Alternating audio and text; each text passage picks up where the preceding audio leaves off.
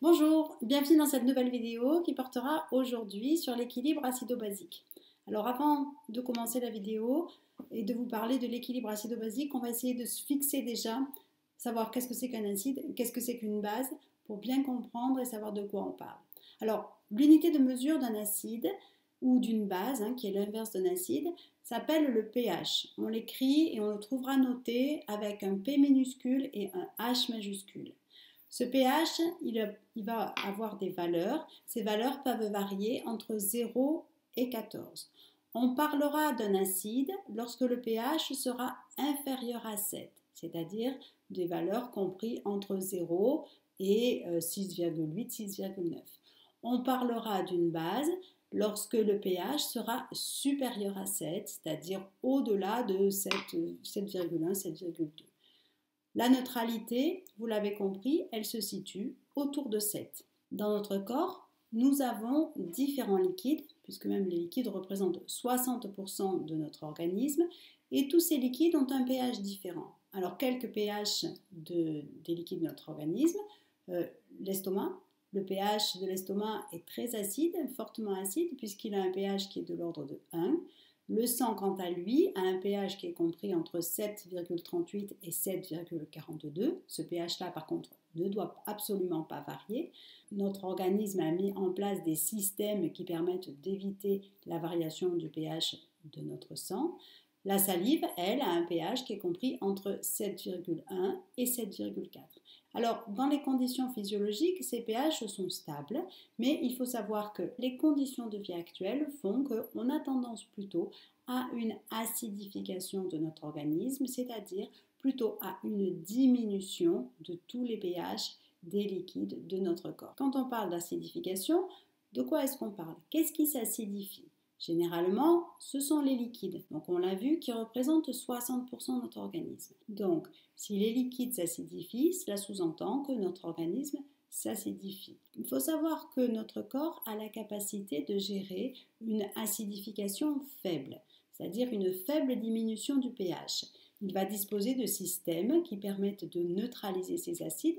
Ces systèmes seront appelés des systèmes tampons. En fait, les acides vont être neutralisés. Les acides seront éliminés soit par les reins sous la forme d'urine, soit par la peau sous la forme de sueur, soit par la respiration sous la forme de dioxyde de carbone, que lorsque nous exhalons, lorsque nous soufflons, en fait, nous éliminons des acides. Le problème, en fait, va survenir lorsque la quantité d'acide ingérée ou produit va dépasser notre capacité d'élimination et de neutralisation de ces acides. Dans ce cas, notre organisme va puiser là où il est susceptible de trouver des substances tampons, c'est-à-dire dans les os, dans les dents, dans les cheveux, dans les ongles, et il va capter certains minéraux afin de rétablir l'équilibre. Ainsi, le stress, une alimentation trop riche, trop industrielle, trop raffinée, le manque d'exercice physique vont avoir tendance à acidifier les liquides de notre organisme, et pour lutter contre cette acidification, notre organisme va envoyer un certain nombre de moyens de défense, de systèmes de défense qui vont permettre de conserver cet équilibre, mais qui peuvent entraîner une déminéralisation. Alors, quels sont les symptômes d'une acidification? On distingue plusieurs symptômes qui vont être liés au mode de fonctionnement des acides. Les premiers symptômes que l'on peut observer résultent de l'agressivité même des acides. Imaginez une plaie sur laquelle vous déposez quelques gouttes de jus de citron. Ça brûle, ça pique. C'est une inflammation. En fait, ces inflammations vont se retrouver surtout dans les organes qui seront chargés de l'élimination des acides, à savoir les reins, sensation de brûlure lorsqu'on urine alors qu'il n'y aura pas de germes après analyse. Au niveau de la peau, donc lorsque les acides sont éliminés par la peau, on peut observer de l'eczéma, de l'urticaire, de l'érythème, des démangeaisons, des rougeurs. On peut observer aussi l'agressivité des acides au niveau des articulations, et dans ce cas-là, on sera en présence de douleurs articulaires et donc d'arthrite. Au niveau des nerfs, de névrite. Au niveau des tendons, ce sera la tendinite, ou au niveau de l'intestin, ce sera une colite. En fait, pour les naturopathes, toutes les pathologies qui se terminent par ITE, donc IT, sont pour nous des inflammations et sont le résultat d'une trop grande quantité d'acide logés au niveau de l'inflammation et qui ne sont pas éliminés. La deuxième catégorie de symptômes que l'on peut observer du fait d'une acidification de l'organisme va résulter de la déminéralisation et elle va toucher principalement les os. On sera en présence de fractures ou d'ostéoporose, les articulations, et on observera plutôt des rhumatismes, les disques intervertébraux comme la sciatique, les dents, lorsqu'il y a sensibilité dentaire, lorsqu'il y a des caries, lorsqu'il y a des fissures. Ça peut être aussi les cheveux lorsqu'ils sont ternes, lorsqu'on en perd beaucoup. Au niveau des ongles, on observera dans ce cas-là un dédoublement des ongles, ça peut être des taches blanches. Au niveau de la peau sera sèche, crevassée. On peut avoir aussi des saignements au niveau des gencives ou une sensibilité particulière au niveau des gencives. Troisième catégorie de symptômes que l'on peut observer résulte en fait de la neutralisation des acides par des bases. Donc imaginez que mon poing soit un acide. Si on imagine que la base c'est mon autre main, les bases vont avoir tendance à piéger les acides de manière à former ce que l'on appelle un sel qui soit neutre et qui sera éliminé donc par des voies d'élimination comme les urines ou la sueur. Lorsque la quantité de ces sels est formée va être trop importante, là encore, par rapport à notre capacité d'élimination, eh bien ces sels vont se déposer, soit au niveau des articulations ou des tendons, et on sera en présence d'arthrose ou de calcification, ou vont encombrer les voies d'élimination comme les reins ou la vésicule biliaire, et dans ce cas-là, on sera en présence de calculs. Mis à part ces pathologies que nous venons de citer, l'acidification du terrain peut également conduire à une grande fatigue inexpliquée, un manque d'enthousiasme, une récupération qui peut être plus lente. On peut observer aussi une hypersensibilité, des problèmes de sommeil, des idées qui tournent en boucle. On peut constater aussi de l'irritation et même parfois un état dépressif peut se manifester. Alors, qu'est-ce que c'est qui va acidifier notre organisme? On l'a vu, le stress qui est un très gros fabricant d'acide, mais il y a également certains aliments qui vont particulièrement acidifier notre organisme et en premier lieu, je citerai les sodas. Les sodas ont un pH particulièrement faible. Si on cite celui d'un cola par exemple, on sera à un pH de l'ordre de 2,5, donc très fortement acide, de l'ordre de celui d'un jus de citron. Son acidité par contre est masquée par un ajout de sucre important, sucre naturel ou aspartame, de manière à camoufler, à masquer cette acidité. Autres aliments qui sont fortement acidifiants, les charcuteries et la viande rouge. Mais on remarque aussi acidification poussée lorsqu'on consomme essentiellement des aliments de type industriel qui sont très fortement raffinés.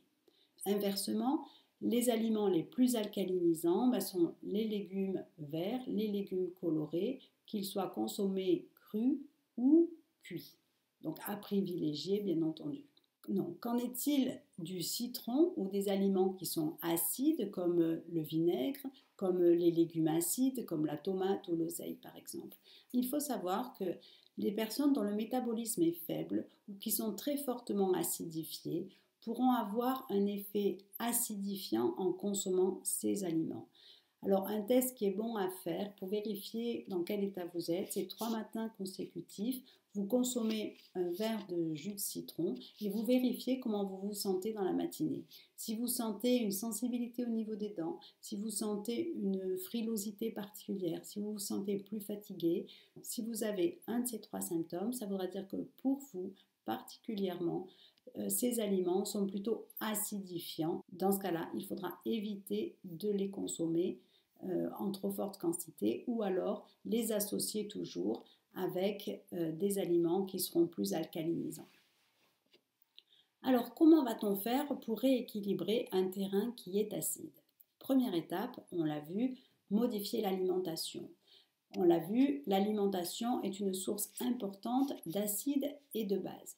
Donc, on va rééquilibrer l'assiette. Favoriser dans l'assiette les aliments qui sont alcalinisants.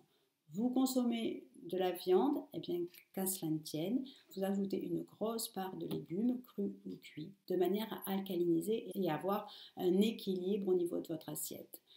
Et donc, en équilibrant l'alimentation, on va faire pencher la balance du bon côté. Le but, c'est de retrouver un bon équilibre acido-basique et donc de basculer vers la bonne santé. Si donc à chaque fois que nous mangeons un aliment acidifiant, nous contrebalançons son effet par un aliment alcalinisant, le bilan s'annule et notre organisme ne s'acidifie pas.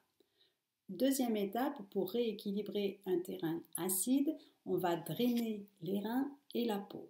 Afin d'augmenter la quantité d'acide évacué par les urines ou par la sueur, eh bien, il est déjà important d'augmenter les boissons qui sont consommées.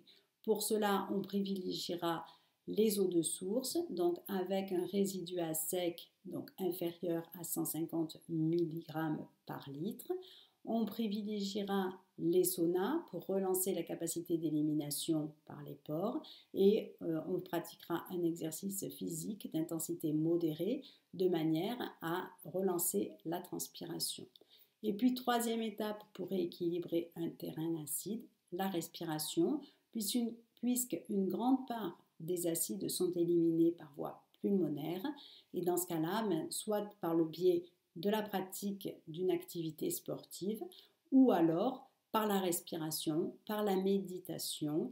Donc pour cela, il y a des exercices que vous pouvez faire très facilement en cherchant des exercices et des méditations guidées sur YouTube, en vous abonnant à des applications sur votre smartphone ou alors tout simplement en pratiquant la cohérence cardiaque 3 fois par jour. Donc la cohérence cardiaque, je ferai une vidéo très prochainement pour expliquer comment la pratiquer et quels sont les bénéfices que l'on peut en attendre. Mais c'est un exercice qui est relativement rapide à mettre en place, qui ne demande pas de pratique particulière et qui permet justement de relancer la respiration et de diminuer le niveau d'acide au niveau de l'organisme. Voilà, cette vidéo est terminée. Je vous souhaite une bonne journée. Si vous avez la moindre question, n'hésitez pas à m'envoyer un message. Et puis je vous souhaite une belle santé et à la prochaine. Au revoir.